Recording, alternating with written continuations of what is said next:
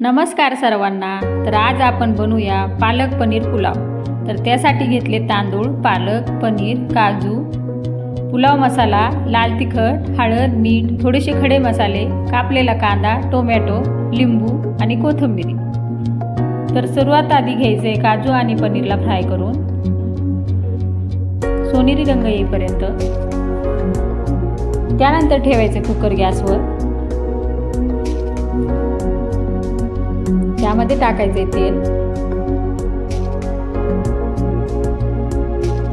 तेलामध्ये टाकायचे घेतलेले खडे मसाले, बारीक चिरलेला कांदा।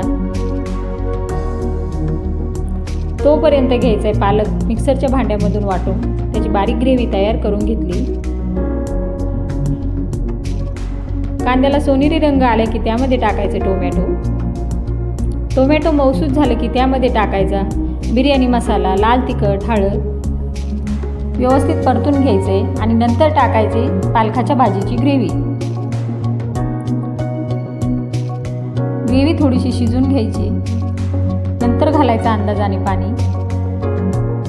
त्यामध्ये घालायचं चवीनुसार मीठ।